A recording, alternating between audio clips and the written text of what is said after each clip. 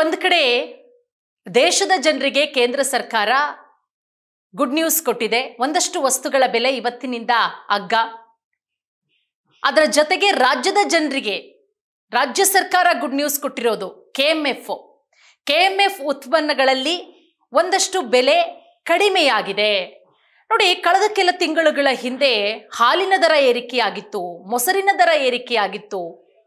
ಸುಮಾರು ಲೀಟರ್ಗೆ 4 ರೂಪಾಯಿ, ಅದರ ಜೊತೆಗೆ 2 ರೂಪಾಯಿ ದರ ಏರಿಕೆಯಿಂದ ಕಂಗಾಲಾಗಿದ್ರು ಗ್ರಾಹಕರು. ಆದರೆ ಸರ್ಕಾರ ಏನು ಹೇಳಿತ್ತು, ಕೆಎಂಎಫ್ ಅಧ್ಯಕ್ಷರು ಏನು ಹೇಳಿದ್ರು, ನಾವು ಗ್ರಾಹಕರಿಂದ ತೆಗೆದುಕೊಂಡು ರೈತರಿಗೆ ಕೊಡುವಂತಹ ಕೆಲಸ ಮಾಡ್ತೀವಿ ಅನ್ನುವಂತಹ ಮಾತನ್ನ ಹೇಳಿ ಎಲ್ಲೋ ಒಂದು ಕಡೆ ತಿಪ್ಪೆ ಸಾರಿಸುವಂತ ಕೆಲಸ ಮಾಡಲಾಗಿತ್ತು. ಈಗ ದಸರಾ ಹಬ್ಬಕ್ಕೆ ರಾಜ್ಯ ಸರ್ಕಾರದಿಂದ ರಾಜ್ಯದ ಜನರಿಗೆ ಕೊಡುಗೆಯನ್ನ ಕೊಟ್ಟಿರೋದು. ಹಾಗಾದ್ರೆ ನಂದಿನಿ ಉತ್ಪನ್ನಗಳ ಯಾವ್ಯಾವ ಬೆಲೆಯಲ್ಲಿ ಎಷ್ಟೆಷ್ಟು ಇಳಿಕೆಯಾಗಿದೆ, ಯಾವ ಪ್ರಾಡಕ್ಟ್ಗಳ ಬೆಲೆ ಇಳಿಕೆಯಾಗಿದೆ, ಇವತ್ತಿನಿಂದ ಎಲ್ಲವನ್ನ ಕೂಡ ನಿಮ್ಗೆ ತಿಳಿಸ್ಕೊಡ್ತಾ ಹೋಗ್ತೀನಿ. ಕೆಎಂಎಫ್ ಹೊಸ ದರ ಪಟ್ಟಿಯನ್ನ ಬಿಡುಗಡೆ ಮಾಡಿದೆ.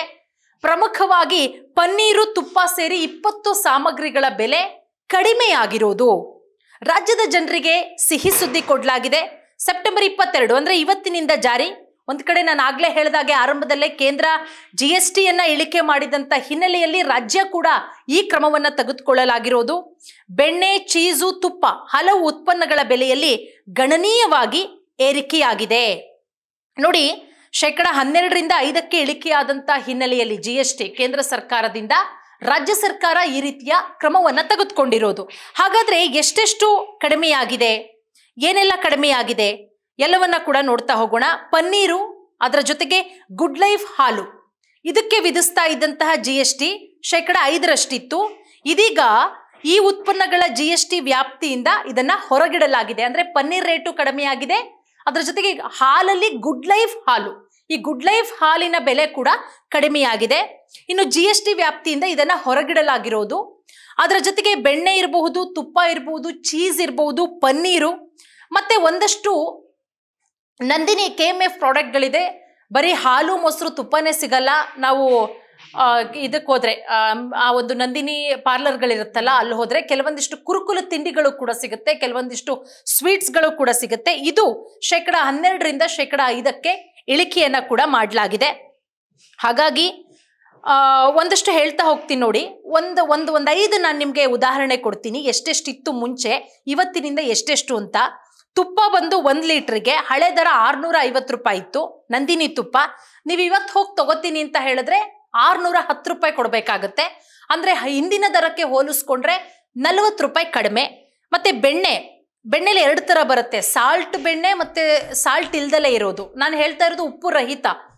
ಅದು ಬಂದು 500 ಗ್ರಾಮ್ ಅಂದ್ರೆ ಅರ್ಧ ಕೆಜಿಗೆ 305 ರೂಪಾಯಿ ಇತ್ತು, ಇವತ್ತಿಂದ 286 ರೂಪಾಯಿ. ಅದು ಕೂಡ ಕಡಿಮೆ ಆಗಿದೆ.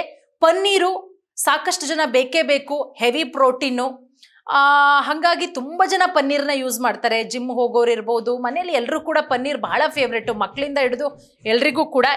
ಪನ್ನೀರ್ 1 ಕೆಜಿಗೆ 425 ರೂಪಾಯಿ ಇತ್ತು ಹಿಂದೆ, ಬಟ್ ಇವತ್ತಿನಿಂದ 408 ರೂಪಾಯಿ, ಆಲ್ಮೋಸ್ಟ್ 23 ರೂಪಾಯಿ ಕಡಿಮೆ ಆಗಿದೆ. ಇನ್ನು ಹಾಲಲ್ಲಿ ಎಲ್ಲಾ ಹಾಲುಗಳ ರೇಟು ಕೂಡ ಕಡಿಮೆ ಆಗಿಲ್ಲ. ಗಮನಿಸ್ಬೇಕು ವೀಕ್ಷಕರು, ಗುಡ್ ಲೈಫ್ ಹಾಲು ಅಂತ ಬರುತ್ತೆ, ಅದು ಬಹಳ ದಿನ ನಾವು ಸ್ಟೋರೇಜ್ ಮಾಡಿ ಇಟ್ಕೋಬಹುದು. ಆ ಗುಡ್ ಲೈಫ್ ಹಾಲು ಇದೆಯಲ್ಲ, ಅದು 1 ಲೀಟರ್ಗೆ 70 ರೂಪಾಯಿ ಇತ್ತು, ಈಗ 68 ರೂಪಾಯಿ ಆಗಿದೆ. ಅಂದ್ರೆ ಅರ್ಥ ನಿಮಗೆ 2 ರೂಪಾಯಿ ಕಡಿಮೆ ಆಗಿದೆ. ಅದರ ಜೊತೆಗೆ ಚೀಸು 1 ಕೆಜಿ 530 ರೂಪಾಯಿ ಇತ್ತು, 497 ರೂಪಾಯಿ ಆಗಿದೆ. ಮತ್ತೆ ಒಂದಷ್ಟು ಐಸ್ ಕ್ರೀಮ್ಗಳು ಸಿಗುತ್ತೆ, ಅದರ ಜೊತೆಗೆ ಜಾಮೂನ್ ಮಿಶ್ರಣ ಸಿಗುತ್ತೆ, ಪಾಯಸ ಮಿಶ್ರಣ ಸಿಗುತ್ತೆ, ಮತ್ತೆ ನಂದಿನಿ ವಾಟರ್ ಕೂಡ ಸಿಗುತ್ತೆ ನಿಮ್ಗೆ ನಂದಿನಿ ಪಾರ್ಲರ್ ಅಲ್ಲಿ. ಅದು 1 ಲೀಟರ್ಗೆ 20 ರೂಪಾಯಿ ಇತ್ತು, ಈಗ 18 ರೂಪಾಯಿ. ಹಾಗಾಗಿ ಇಷ್ಟೆಲ್ಲ ದರ ಏರಿಕೆಯನ್ನ ಮಾಡಲಾಗಿದೆ. ಇದು ಖಂಡಿತವಾಗ್ಲೂ ಕೂಡ ರಾಜ್ಯದ ಜನರಿಗೆ ಒಂದು ರೀತಿಯಲ್ಲಿ ಹೊರೆ ಕಡಿಮೆ ಆಯ್ತು ಅಂತಾನೆ ಹೇಳ್ಬೋದು. ಬಟ್ ಇದೆಲ್ಲದಕ್ಕಿಂತ ಹಾಲಿನ ದರ, ಮೊಸರಿನ ದರ ಅಟ್ಲೀಸ್ಟ್ ಒಂದು 2 ರೂಪಾಯಿನಾದ್ರೂ ಇಳಿಕೆ ಮಾಡಿದ್ರೆ ಎಷ್ಟೋ ಮಟ್ಟಿಗೆ ರಾಜ್ಯದ ಜನರಿಗೆ ಹೊರೆ ತಪ್ತಿತ್ತು ಅಂತ ಹೇಳ್ಬೋದು. ನೋಡೋಣ ಮುಂದಿನ ದಿನಗಳಲ್ಲಿ ಅದು ಕೂಡ ಇಳಿಕೆ ಆಗುವಂತ ಸಾಧ್ಯತೆ ಇದೆಯಾ, ಏನ್ ಕತೆ, ಕೆಲವೊಂದಿಷ್ಟು ಪ್ರಾಫಿಟ್ ಲಾಸ್ಗಳನ್ನ ನೋಡ್ಕೊಂಡು KMF ಏನ್ ನಿರ್ಧಾರ ತೆಗೆದುಕೊಳ್ಳುತ್ತೆ ಕಾದ್ ನೋಡ್ಬೇಕಾಗತ್ತೆ.